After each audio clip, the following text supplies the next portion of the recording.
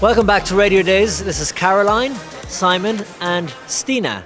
And they all work for Swedish radio in different roles. Head of digital across the entire outfit of Swedish radio. Is that difficult when you're trying to look after so many different genres and answer to them on the digital platform, each one with so many different unique demands? Well, actually, we saw that we needed to make a special role for the digital content because it's different from linear radio. That's the whole idea of the changes with P3, that the linear radio is something and digital content like podcasts is something else. And then you can have different genres, but we all, we have some criteria for our digital content and our podcasts, and they are always well told, they're always have a very strong public service value and journalistic, etc.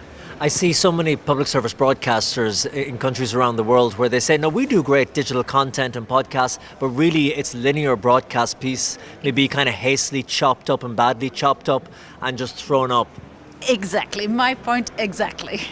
So now at P3, they're, across Swedish radio, they're trying to make it that it's digital first, digital only sometimes?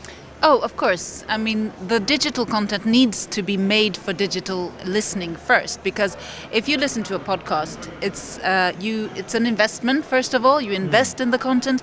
You decide, I want to listen to this podcast, so you can tell a story from A to Z, and you don't have to, take notice of listeners coming in the middle because they actually chose to listen to this thing from the whole story. Whereas when you're in linear radio, you have listeners coming in all the time, and it's a different kind of listening experience. That's why when you air podcasts, we used to air podcasts on P3. Yep.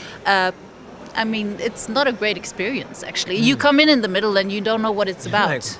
What the heck is going on? Exactly. Because isn't it a case that until recent years, maybe that broadcasters thought, because television, maybe particularly, is such an expensive game, and creating good audio too, that if this isn't going to be on our broadcast channels, like we can't justify putting the money into this if it's just for online or just for podcasts. It has to end up in broadcast form somehow. Is that what you're still hearing from the powers that be? No, I mean, we think about the digital, when we make digital content, we think about the digital audience first. Then maybe we put it on broadcasting if it works.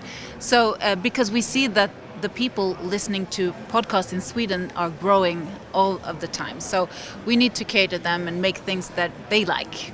Caroline, thank you. I'll move over here into the middle to Simon. Simon, you're head of P3. Now, before we started recording, I said, P3 is the youth channel of Sweden, and you said, no, it's not. What's the problem? What's up? Well, it used to be the youth station, but one of the things that we decided to change is to, rather than strictly looking at the age and saying, hey, if you're 35, you've got to stop listening to P3, you've got to go somewhere else or to one of our other stations.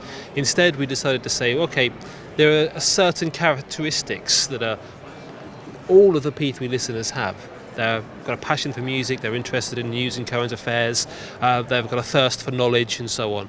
And it doesn't matter if you're 15 or 55, you can fit all of those traits. So now we're trying to make a radio station that's relevant for people who are interested in that kind of content. And we're no longer defining P3 as a youth station.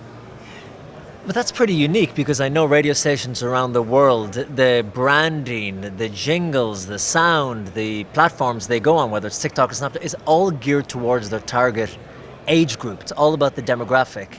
I mean, the demographic of Instagram these days isn't just a teenager, is it? It's a demographic, it's a massive platform, irrespective of who's there. So, I mean, as we were talking about in our presentation, we're not ignoring teenagers. We're still producing content or versioning content, depending on what kind of platform it is. But we're saying now that really it's not the linear radio experience we're trying to reach a youth audience with. But we do. Young people listen to all of our stations. But primarily we're producing content digitally to reach the younger audience these days. If a person in their 20s said to you, Simon, that's really cool, you run P3, but I love listening to the podcast, I love listening to watching the stuff on YouTube and all that, give me a good reason to turn on the radio and tune into P3 on FM. I'm not sure I really understood your question. Say that again. A young person in their 20s comes to you. A young person in their 20s? In their 20s, yes. Sorry, and I was thinking of the 20s as in the year, the 1920s. Yeah. Sorry. It could be that, it could be now, but they say to you, why would I turn on FM? Why would I turn on FM? Because it's live, it's up to the minute, it's right now, and it gives you a direct kind of feedback. So we involve our listeners a lot in the content that's being produced there. I mean, podcast is fascinating and wonderful for much more in-depth journalism. On what we try to do on the radio is to be a lot faster, a lot more up to the minute, and then we can take you out from that. If something's really interesting, so a breaking news story, quite often we'll produce an in-depth podcast about that the same day, and that's then available to listen to on our app. So we try to integrate these things together. Simon, thank you very much. Stina, you were audience research at Swedish Radio. We talk about audience trends changing so much, and the interesting thing I found in the talks is people doing stuff on digital, hoping that it will bring people back to traditional linear broadcast at some stage. Does it work? Do they follow and do they go back? I think they really need to work together, but we also see, like in P3, I think we can see the interactions, but we can also see, of course, that there are two different audiences sometimes, and we need to understand the needs of the different audiences and work with them. What do you found has been a hit in terms of working with audiences and podcasts, different genres and different styles? What have audiences reacted well to in recent years in Sweden? I think, maybe I'm not the... I think for us it's like we do really high quality content, and it's something, I mean, every age responds well to. You want good things, something you can trust and rely on and learn new things. Keeping the quality high, because a lot of podcasts, it's mates sitting around and no pre-production, no prep done, and just kind of waffling on for a long time. So it's the highly produced content is what answers and what really works well. I think, of course, there's some we see needs for listening also can be relaxing, or just having a laugh, or we see in younger audience maybe someone to have something in the background to fall asleep to, but they want to pick the content themselves. So of course there are different needs.